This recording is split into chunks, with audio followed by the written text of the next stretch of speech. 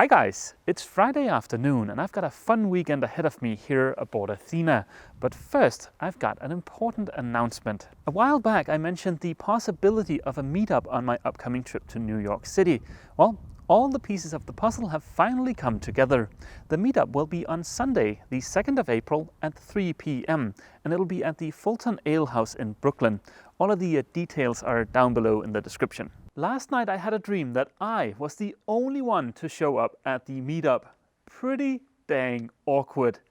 Please don't let that happen to me in real life. From the feedback I've gotten so far, I think we'll be somewhere between 10 and 20 people. So it should be a fun opportunity to meet some fellow sailors. And it is, of course, completely free. And all you need to bring is, well, yourself. Enough about that. Let's get to some boat stuff. This weekend I hope to test fit the new electrical panels. I also hope to get the last bit of sanding out of the way in the starboard side aft cabin and to apply the first coat of varnish in there. I've also got a bunch of other stuff on my to-do list, but I've got a pretty good track record of being a little bit too optimistic, so let's just see how far I get. If we take a quick peek down below, you can see that there's a big door right there, but I'll tell you more about that door tomorrow. Tonight, all I wanted to do was just to swing by Athena to turn on my small kerosene heater so that the wood inside the starboard side aft cabin gets a chance to heat up a bit before I can hopefully apply that first coat of varnish tomorrow.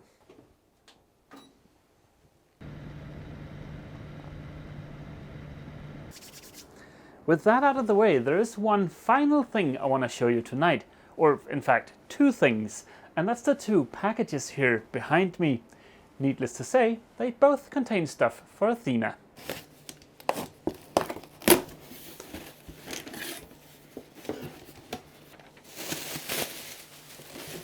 These are all the AC outlets I'll have here aboard the boat. Some of those outlets will be flush mount, like this little guy here. And some of them will be mounted in one of these box thingies here. I have no idea what this is called in English. I'll have a total of 11 AC outlets in the aft cabins and the saloon. That may sound like a lot, but it's better to have them and not need them than to need them and not have them. And if we take Obelix for instance, when I'm hooked up to shore power, I use 4 AC outlets just for charging camera stuff. My plan is to rewire both the AC and the DC systems here aboard the boat as soon as I'm done painting, varnishing and installing the locker above the chat table in here in the port side aft cabin. This next package should contain something that'll make both of the aft cabins look just a little bit more spiffy.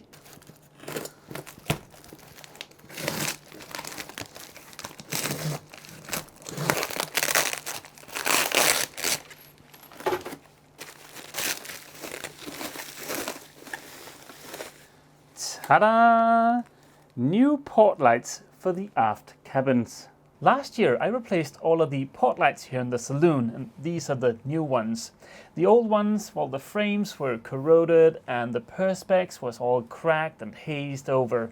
Getting the new ones made the entire saloon look a lot nicer. As soon as I'd seen how big of a difference those new port lights made in the saloon, I just had to order these little guys. And they're pretty cute, right? They're tiny port lights. If you look behind me, you can see one of the old tiny port lights there in the aft cabin. And if we take a closer look, you can see that the perspex is hazed over and cracked and the frame isn't looking too hot. So these are definitely going to be a big improvement. Before I can remove the old tiny port lights and put in the new ones, I'll have to get this area here sorted. But I can't do that until it's just a little bit warmer outside. So we'll come back to all of this in a couple of months. I'm going to head back to my other sailboat that I live aboard and take my Icelandic sheepdog for his afternoon walk. But I'll see you guys bright and early tomorrow morning. Good morning, guys. It is Saturday morning, although it might be a bit of a stretch to call this the morning, seeing as it's already 9:30. But let's go ahead and get started. Before I move this door out of the way, there are two things I want to mention. Earlier this week I stripped the varnish off of the door using a chemical stripper. In this case, the last bit of this nitromorse stuff I had lying around after trying this for the first time last weekend. And I don't think I'll be buying any more of this stuff. In my eyes, it is both easier and faster just to use a scraper with a reasonably sharp blade. This stuff is pretty expensive. It stinks up the boat something fierce, and removing all of the stuff that's left after it's done doing its magic takes a fair bit of time. Not worth it, in my opinion. In all fairness, I've ever only used 2 different brands of chemical stripper. I haven't really been too pleased with either of those brands, but if you know of a better brand than this Nitromore stuff, go ahead and leave a comment down below. For now, I think I'll just stick with my trusty old scraper. That was the first thing I wanted to mention in relation to this door. The second and final thing is related to this bit of damage you can see down here. Presumably something has rubbed up against this door for a prolonged period of time, and whatever that was has worn through the outer veneer of the plywood. If I change the camera angle a little bit, you can get a better view, and as you can see, there's absolutely nothing left of the outer veneer here in the middle part. Now this was covered by what looked like pretty old varnish, so this must have happened a long time ago. I've never personally tried to repair damage like that, but I've got lots of different options to go with, and I think I might get back to some of those options in next weekend's video. The reason I wanted to show you that damage was to illustrate why I've been so careful around the chart table. It would be really easy to cause that kind of damage by using an electrical sander or any other kind of power tool on that chart table. And that kind of damage would go a long ways towards ruining the look of the soon-to-be beautiful chart table. Now let's get this door out of the way so that I can get on with the next item on my to-do list. The forward cabin here aboard Athena serves as storage for all of my tools and all of the wood I need for the refit. As you can see, this is not really a neat and tidy space, but it's certainly nice not to have to carry the wood and all of the tools up and down the ladder each weekend. For the next item on my to-do list, I'll have to move into the aft cabin, and I'll need to bring these along with me. This is the AC source select panel I'll use here aboard Athena, and this is the AC distribution panel. Both of these products are made by Blue Sea, and I'll throw in a couple of links down in the description for these. Now, if you're not familiar with a source selector, the purpose of this is just to allow me to select the source of my AC. So there's this knob here you can turn, and the first option could be shore power, the next one could be inverter, and then the third one could be a generator. I'm very much looking forward to going into a little bit more detail about the electrical system I'll have here aboard Athena, but that's not going to be in this video. In this video, all I need to do is to figure out where to mount these panels up on the locker that I've built here behind me. This is a better view of that locker. I put this together last weekend, and as you can see, there's pretty decent access to this area over here. And that's where the AC distribution panel is going to sit, and this is going to be the AC source selector. Because these are AC panels, and I want to keep my fingers away from the angry pixies that are going to flow through these panels, I've also picked up some insulating covers for these 2 panels. So I'll have to figure out a way to mount these so that I can also fit these covers. In the hopes of not damaging this 22-inch monitor, I'm just going to remove it before I proceed. If you're new to my channel, perhaps I should mention that this is just a test fit of this locker here. So I'm going to pull the locker back down and then paint the aft cabin and put the locker back up again.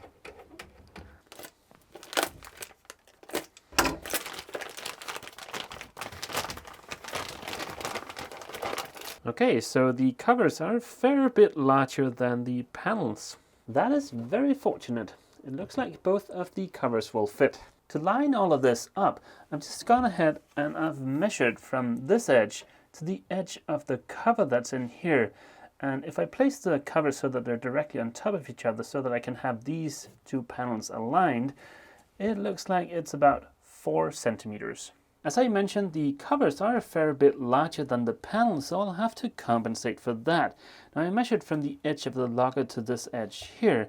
So from that edge to the edge of the panel, it looks like it's about 1.5 centimeters. If we take a look at this template that Blue Sea has included for cutting the hole for the template, it looks like the hole needs to be about 12 centimeters wide, but the panels are 13.2 centimeters wide. So that's 13.2 minus 12.0, that's 1.2. And then we'll have to divide 1.2 by 2. That's 1.6. So that means that this edge here, the edge of the hole I'm going to cut, should be 1.2 plus 0.6 plus 4 centimeters from this edge here. But seeing as there is a bit of a play in these covers, let's just go ahead and say 6 centimeters from this edge. I've gone ahead and put a mark here, that's 6 centimeters from the edge, and also 6 centimeters from the edge down here. I'm just going to use this piece of oak here as a straight edge. And I've checked, this piece of oak is reasonably straight. The line I've drawn is right here. It might not show up on camera, but it is there. Now that I've got that line, I know where on the x-axis to align these templates. So that's going to be right there. But I haven't figured out yet where on the y-axis. To get the AC source selector lined up on the y-axis, I know I've got a gap of about 6 millimeters from the bottom of this edge to the bottom of this plywood here. And then the plywood plus this supporting piece of mahogany here is 3.2 centimeters. Then there's another 2 centimeters from here to here, and then 0.6 centimeters from here to the line where I need to cut. So that is 6.4 centimeters from the bottom of this piece of plywood. In other words, this is exactly where I need to cut the hole for the AC source select. And just to check that, I'll just put the cover back here, and it looks like it lines up. I've put up the template for the AC distribution panel, and I've gone ahead and drawn a line through these two spots here where this is going to get screwed into the locker, and I've extended that line over to this part of the locker, because over here is where the DC distribution panel is going to sit. The reason I extended that line is because I want the top of the DC distribution panel to line up with the top of the AC distribution panel. Most annoyingly, for this big 24 breaker panel, Bluesea doesn't include a template like those two smaller panels. All you get is this technical drawing here with some measurements on it, but of course this is not at all to scale. That's kind of lousy. I mean, this is a somewhat pricey product, at least in my book, and it would be kind of helpful if they included that template just to line everything up, and it wouldn't cost a lot for them just to print that one piece of paper. But hey, who knows? Maybe they just forgot to include the template in the box I got. Fortunate for me, this is just a test fit of this locker, and I can easily remove this piece here.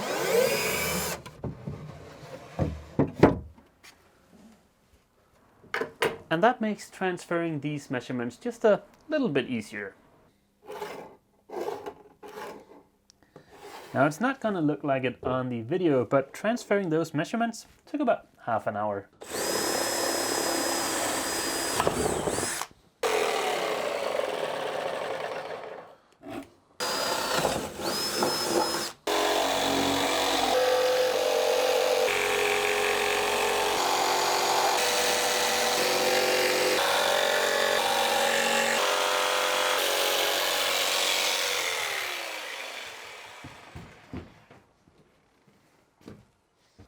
Now let's see if this hole I've just cut actually fits the panel. Fingers crossed.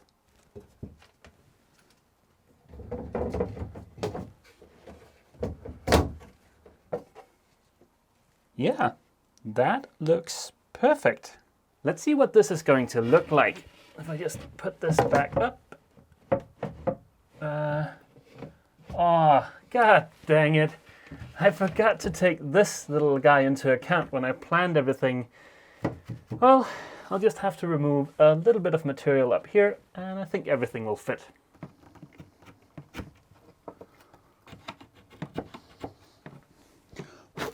That took a bit of fiddling around with, but I finally think I've removed enough material. Let's go ahead and see what this is going to look like.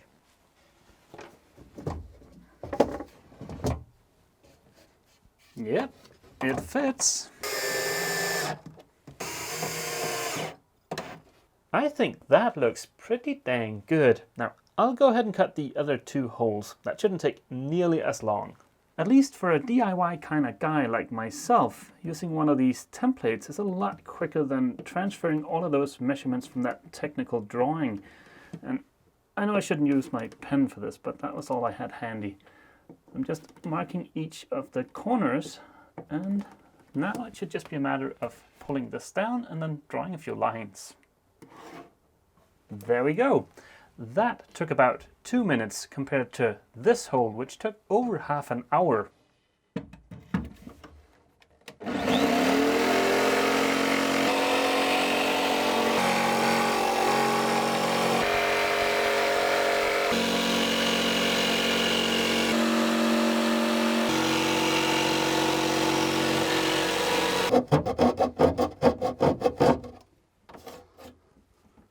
Ta-da! This is more or less what the nav station is going to look like. Now, I haven't put these in with screws yet, so everything is a little bit out of alignment. But more or less, this is what it's going to look like. Of course, you have to imagine it with that big screen here and maybe some instruments over here.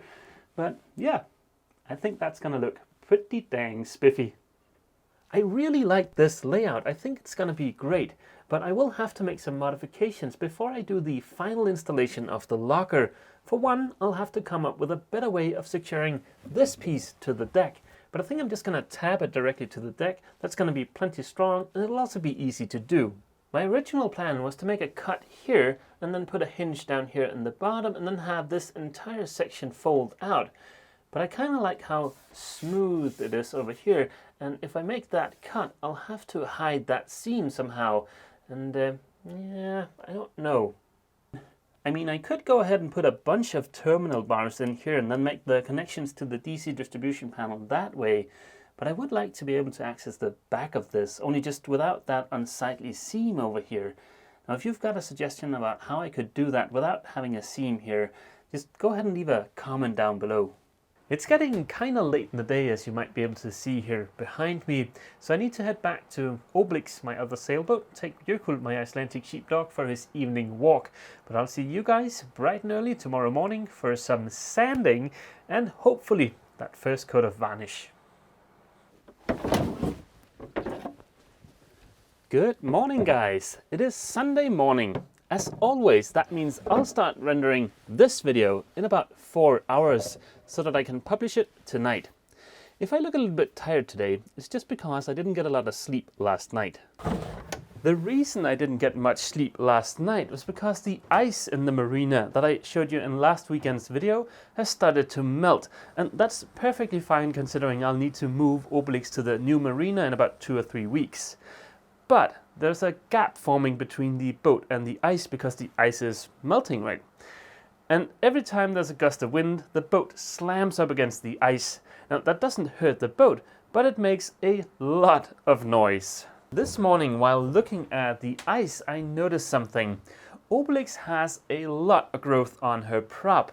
So before I can move Obelix to the new marina, I'll either have to fork out about $300 for a haul out, or go for a quick swim. Right now, I am very much leaning towards going for a swim, because those $300, that's an extra new port light for Athena. But it's probably best to wait until the ice has melted. Plus, it would be a good opportunity to show off my new ultra tiny Speedo. I'm just kidding, guys. I'd better get on with the first and only item on my to-do list for today, which is to take care of the last bit of sanding in here in the aft cabin and then to apply that first coat of varnish. First thing though, I need to remove the locker. The reason I want to remove the locker is because, well, it is just a test fit like I mentioned earlier on, and it will be a lot easier for me to varnish the chart table with this out of the way.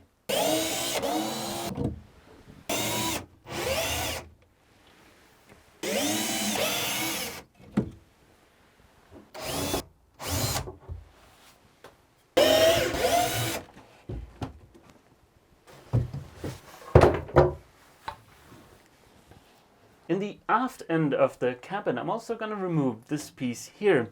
A couple of reasons. For one, the connection to the shore power is in there, and gaining a little bit better access to that is going to be a big help once I start rewiring the boat.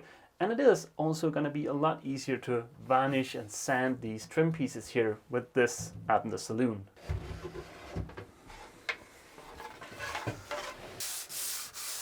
My parents have actually done the bulk of the sanding in here in the aft cabin, and they've done a really good job, so there's not a lot left for me to sand. Time sure does fly when you're having fun. I've just spent the last 2 hours going over everything, sanding the chart table, vacuuming multiple times, wiping everything down, but I think I'm finally ready for that first coat of varnish. And this is the stuff I'll use. Now you guys have seen me varnish a ton of times, so I'm not going to go into any detail. I'll just go ahead and get started.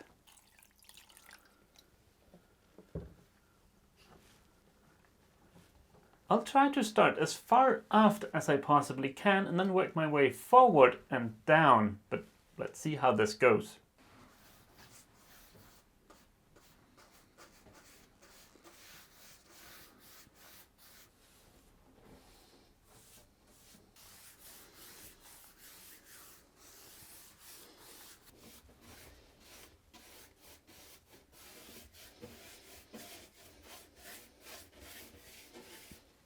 Ta-da! First coat of varnish, check. This is only the first coat and it is thinned quite heavily. I think it's 50%. So once I've got a few more coats on there, it's going to look a lot better. I've got that piece from the aft of the cabin drying here in the saloon, and I've got another piece of trim hanging in the forward cabin. Now if I am really lucky, I can apply 1 coat of varnish each evening this coming week, and that should mean, with a bit of luck, I should be able to start painting a week from today. Fingers crossed. I've run out of time for today, so I better haul ass back to Obelix and get busy editing this video.